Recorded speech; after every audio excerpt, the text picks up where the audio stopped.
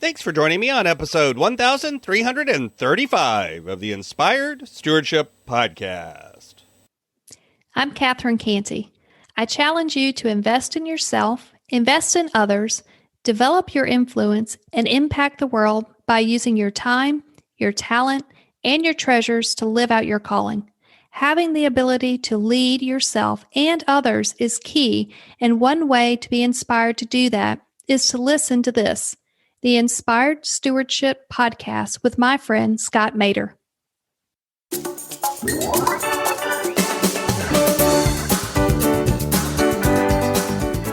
One response to this is to become one of those bearers of cold water, to reach out with hospitality and take it more seriously, to recognize that hospitality is the job of all of us. And the other is actually about receiving that hospitality, to be grateful for the cup of cold water that we're given by others. Welcome and thank you for joining us on the Inspired Stewardship Podcast. If you truly desire to become the person who God wants you to be, then you must learn to use your time, your talent, and your treasures for your true calling. In the Inspired Stewardship Podcast, you will learn to invest in yourself, invest in others, and develop your influence so that you can impact the world.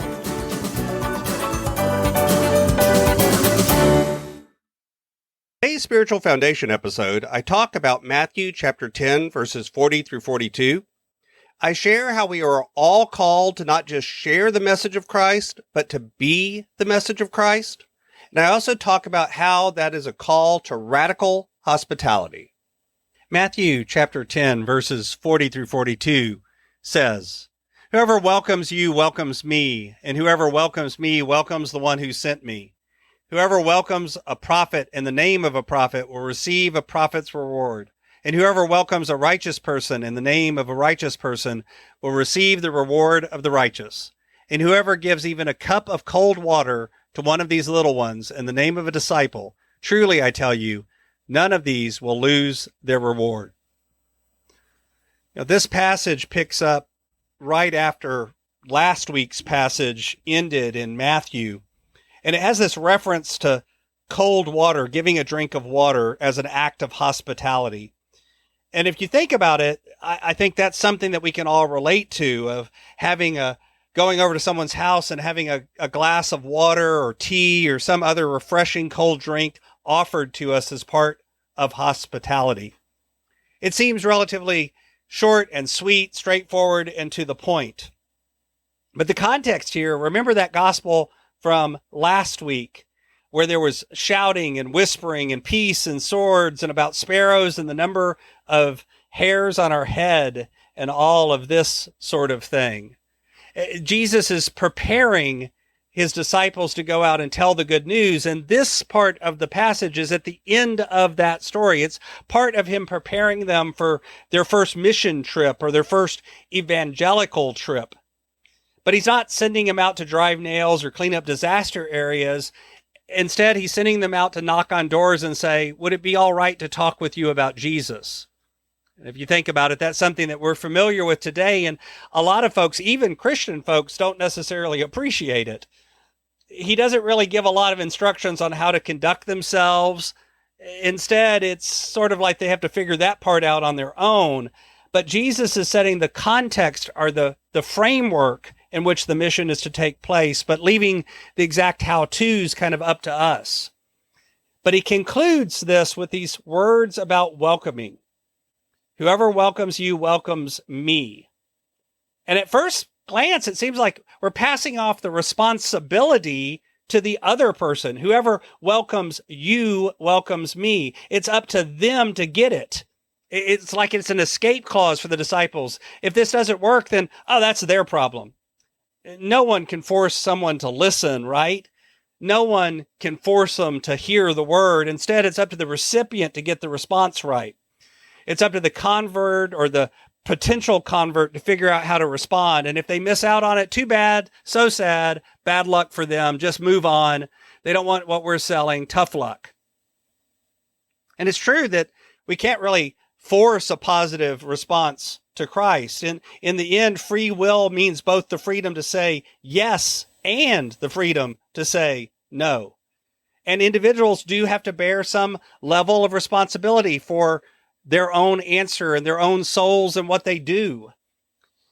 But if you think about what Jesus says in general, there's not a lot of take it or leave it kind of approach to the message. There's not a lot of evangelism by Jesus that the responsibility just lies on the other person. Instead, I think Jesus over and over again makes it clear that the responsibility of the community to care for one another, that their salvation is wrapped up in ours. What we do for our neighbors, what we do for the orphan, what we do for the least of us and those that aren't like us matters for us as well. Instead, if we read the passage again, Jesus seems to be telling his disciples, and by extension us, about this sharing of the faith thing, this spreading of the gospel, and that challenge to do that. Whoever welcomes you welcomes me, and whoever welcomes me welcomes the one who sent me. What if the burden here is not really on the one who responds, the one who welcomes you, but rather on the one who's seeking to present Christ into the world?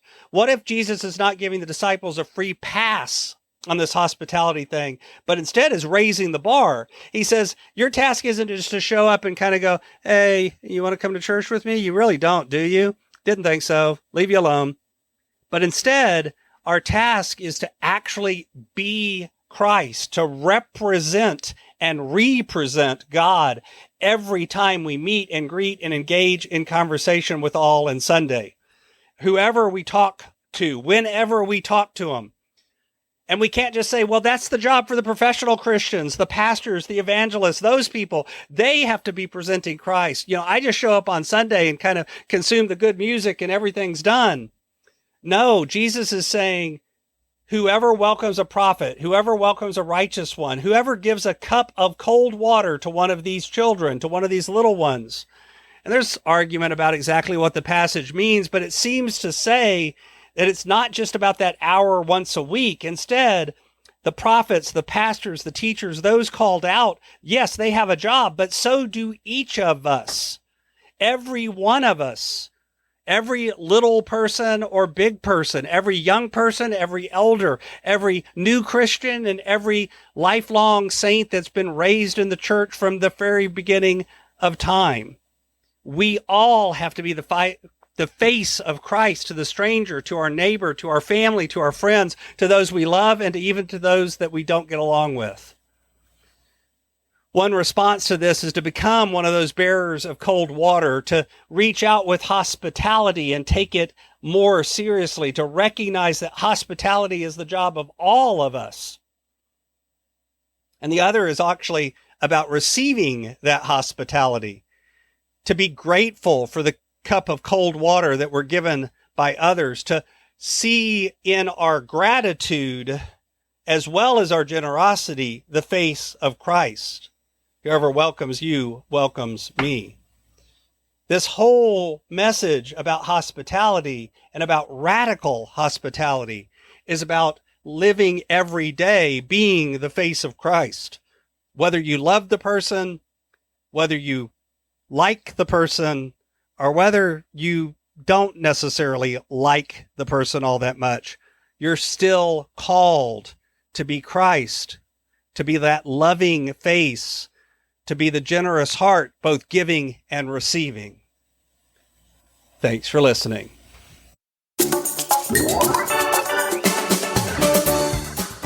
Thanks so much for listening to the Inspired Stewardship podcast. As a subscriber and listener, we challenge you to not just sit back and passively listen, but act on what you've heard and find a way to live your calling. If you enjoyed this episode, do me a favor. Go over to facebook.com/inspired stewardship and like our Facebook page and mark it that you'd like to get notifications from us so that we can connect with you on Facebook and make sure that we're serving you to the best of our abilities with time and tips there. Until next time, invest your time, your talent, and your treasures. Develop your influence and impact the world.